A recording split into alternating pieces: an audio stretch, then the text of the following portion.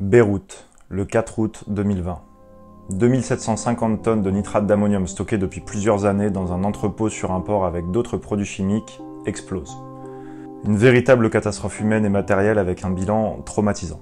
Rappelez-vous des accidents à cause d'explosions de nitrate d'ammonium, on en a vu, et même ici à Toulouse avec l'explosion de l'usine AZF le 21 septembre 2001. L'explosion à Beyrouth, c'est presque 10 fois plus de nitrate d'ammonium. Quelle horreur. Cela va sans dire que ce genre d'accident ternit durablement l'image de la chimie, et c'est malheureusement compréhensible. Ce nitrate d'ammonium a néanmoins une autre facette, que je vous propose de voir aujourd'hui. Aujourd'hui, on produit plus de 150 millions de tonnes de nitrate d'ammonium chaque année. Cet engrais est utilisé pour, tenez-vous bien, environ 60% de la production mondiale agricole. C'est juste énorme.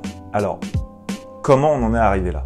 Le nitrate d'ammonium, cet engrais responsable d'explosions accidentelles, serait-il également en cause dans l'explosion de la population mondiale du siècle dernier? Alors, commençons par une question simple, pourquoi le nitrate d'ammonium explose-t-il? Le nitrate d'ammonium peut être déstabilisé par la présence de certains produits ou par une température trop élevée. Dans ce cas, il se décompose en produisant du gaz, et si le nitrate d'ammonium est confiné dans une enceinte de stockage, comme vous, le confinement il aime pas trop, la formation de ce gaz fait augmenter la pression jusqu'à ce que, boum, ça explose. Malgré ces explosions, gardez à l'esprit que chaque année, des millions de tonnes de nitrate d'ammonium sont utilisées par l'agriculture mondiale et stockées dans des conditions de sécurité rigoureuses et respectées. Et dans ce cas-là, normalement, pas de danger. Sauf que c'est un sujet qui reste complexe, et pour ce qui concerne les explosions, la sécurité et la réglementation, c'est mon pote Robin qui s'en charge. Donc je vous mets un lien en description pour aller voir sa vidéo. Avec moi, en passant par le caca d'oiseau, un grand chimiste et des guerres, on va essayer de comprendre comment on en est arrivé à une utilisation si massive de cet engrais. Pour le comprendre, je vais commencer par vous parler des plantes. Vous le savez sans doute, pour croître, les plantes ont besoin de dioxyde de carbone, d'eau et de soleil. Ça, ok. Mais elles ont aussi besoin d'azote, ce qui va leur permettre de synthétiser des composés qui contiennent de l'azote, ça veut dire les acides aminés, les protéines, les acides nucléiques pour l'ADN, la chlorophylle, etc., etc. Bon, la bonne nouvelle, c'est que l'azote, il y en a partout autour de vous. L'air est composé de 80% de diazote. La mauvaise nouvelle, c'est qu'il y a très peu d'organismes vivants qui sont capables de capter et d'utiliser le diazote de l'air, parce que le diazote, avec sa liaison triple, qui relie très fortement les deux atomes d'azote, il aime bien qu'on lui foute la paix, il réagit pas facilement. Si, nous on sait faire ça, les légumineuses, nous on est trop fortes.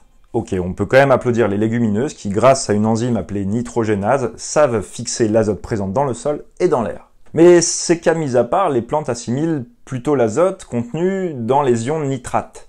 Elles peuvent aussi assimiler l'azote contenu dans les ions ammonium, alors pas directement, parce que les ions ammonium doivent d'abord être transformés en nitrate par des bactéries présentes dans la terre, et ensuite ces nitrates pourront être utilisés par la plante. On a donc grâce aux ions nitrate une action immédiate, et grâce aux ions ammonium une action retardée. Vous comprenez maintenant pourquoi le nitrate d'ammonium est utilisé comme engrais. L'urine, oui, faire pipi sur les arbres. Alors l'urine contient, entre beaucoup d'autres choses, un peu d'ion ammonium. Donc lorsque vous urinez sur un arbre, effectivement, vous lui fournissez un petit peu d'engrais à retardement. Alors ces nitrates, on peut aussi les trouver dans la nature. Dans le caca, par exemple. Oui, dans le caca. Revenons à la fin du 19e siècle. À l'époque, la principale source de nitrate était située dans le désert d'Atacama, au Chili. Et ces énormes dépôts de nitrate provenaient de caca d'oiseaux marins très riches en azote. Bref, un superbe engrais. En fait, de 1879 à 1883, le Chili était en guerre contre le Pérou et la Bolivie pour ces fameux nitrates. Et cette guerre des nitrates, ou guerre du caca si vous préférez, montre à quel point le nitrate est un produit stratégique, et c'est le Chili qui a gagné cette guerre. Et tout ça, figurez-vous, à moins d'un millier de kilomètres du lac Titicaca. Au début du XXe siècle, avec ces gigantesques dépôts de caca d'oiseaux, les nitrates du Chili couvrent les 2/3 de la fourniture mondiale en nitrate. C'est juste titanesque. Donc, on avait déjà les nitrates à l'époque, mais c'était pas non plus open bar. Comme toute ressource, les nitrates existaient en quantité limitée. Et on se rendait compte qu'on commençait à manquer d'engrais, on pressentait que des famines de masse et probablement les guerres et les conflits qui les accompagnent allaient arriver. Autant vous dire qu'à l'époque, le destin de l'humanité, c'était pas jojo. À l'époque, un gros challenge scientifique était alors de savoir produire ces nitrates, grâce à la chimie par exemple. Et en 1909, boum, le très brillant chimiste allemand Fritz Haber fait une découverte incroyable. Il arrive à déterminer les conditions expérimentales permettant de combiner le diazote présent dans l'air et le dihydrogène. Le dihydrogène est certes très peu présent dans la nature, mais ça faisait justement quelques années qu'on avait trouvé un procédé pour le synthétiser facilement. Et avec ça, Fritz Haber est parvenu à synthétiser de l'ammoniac. Ouais, bien ouais, Haber. Donc là, il y en a qui se demandent peut-être, ouais, ok, quel est le lien avec notre engrais? Et justement, le nitrate d'ammonium, on sait le synthétiser à partir de l'ammoniac. Bingo! Cette découverte faite par Fritz Haber va sauver l'humanité de famine mondiale. Rien que ça. Mais pas tout de suite. Il a fallu un autre bonhomme ingénieur chimiste et son équipe pour élever la synthèse découverte par Haber à l'échelle industrielle. Ce bonhomme, c'est Carl Bosch. Pour que le procédé soit rentable, il faut que l'usine tourne tous les jours, 24 heures sur 24. Il faut aussi un équipement qui puisse endurer des conditions de température et de pression très fortes, un catalyseur viable et qui ne doit pas être changé toutes les 3 semaines. Bref, un gros boulot tout ça. Avec ce procédé appelé procédé Haber-Bosch, opérationnel en 1913, on peut fabriquer de l'ammoniac et donc des engrais à volonté. Voilà pourquoi Fritz Haber et Carl Bosch ont tous deux obtenu un prix Nobel de chimie, largement mérité vu les conséquences de ce procédé, on va le voir juste après. Fritz Haber en 1918 pour la synthèse de l'ammoniac à partir de ces éléments, Carl Bosch en 1931 pour ses travaux sur la chimie industrielle à haute pression. Je vous ai dit juste avant que ce procédé, il a été opérationnel en 1913. Oui, un an avant la Première Guerre mondiale qui débute en août 1914. Ce procédé Haber-Bosch arrivait à pic pour l'Allemagne car les nitrates c'est aussi très utile pour fabriquer des explosifs. Alors, je suis sûr que vous en connaissez, des explosifs avec des noms qui commencent par nitro sont fabriqués à partir de nitrates. Pour ne donner que deux exemples très connus, on utilise des nitrates pour fabriquer le 2,4,6-trinitro-toluène, plus connu sous le nom TNT, ou encore la nitroglycérine. C'est ainsi que la synthèse de Haber a permis aux Allemands d'avoir explosifs et munitions à profusion pendant la Première Guerre mondiale. Et ça tombait bien parce qu'en 1915, les Alliés ont fait le blocus maritime qui empêchait les Allemands de s'approvisionner en nitrate du Chili. Donc sans cette chimie de l'ammoniac, l'Allemagne aurait probablement pas pu continuer la guerre aussi longtemps. Grâce à sa découverte de la synthèse de l'ammoniac, Haber va monter en grade assez rapidement dans l'armée et se retrouver leader du programme d'armement chimique allemand. Là, vous commencez à trouver que ça sent pas bon? Vous avez malheureusement raison. En fait, c'est Fritz Haber qui va initier l'utilisation massive d'armes chimiques lors de la Première Guerre mondiale. C'est une histoire qui est passionnante, mais aussi tragique et qui soulève des questions éthiques, donc elle mérite qu'on prenne vraiment le temps de s'y pencher. C'est pourquoi je vous la raconte dans le prochain épisode. Bon, donc pour ce qui nous concerne aujourd'hui, revenons à notre histoire.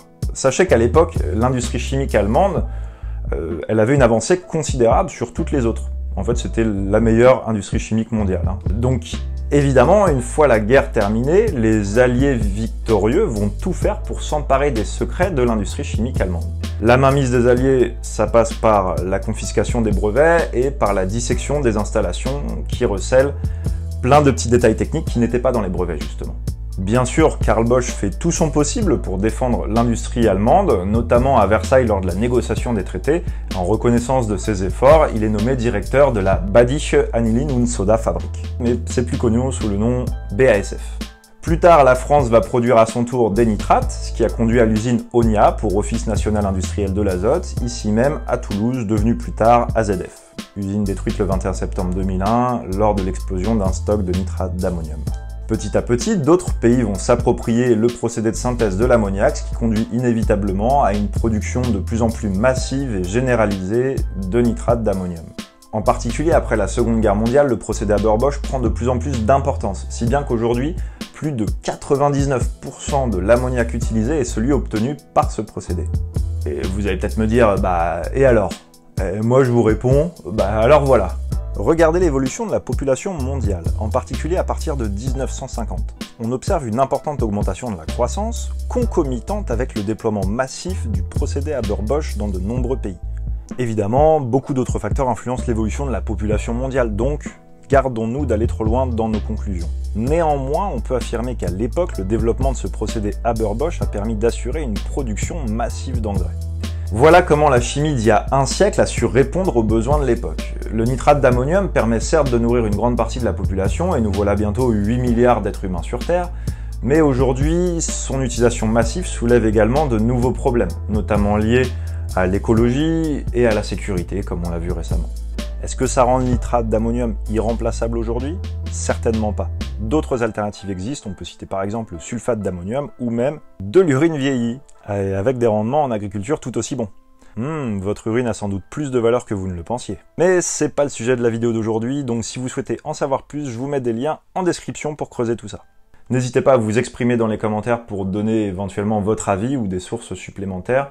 Je vous demande simplement de le faire avec respect et bienveillance et de manière constructive. Je vous remercie d'avoir regardé cette vidéo jusqu'au bout. Si ça vous a plu et intéressé, n'oubliez pas s'il vous plaît de liker, partager avec vos amis, de vous abonner à la chaîne.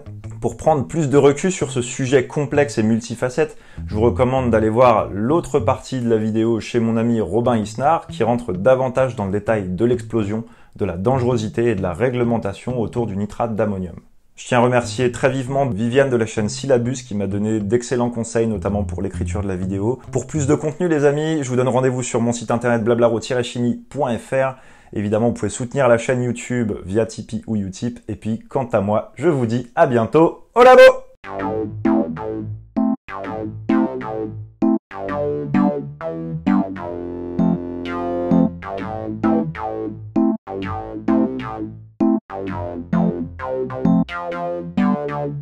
Il faut dire que vous faites des études vachement intéressantes.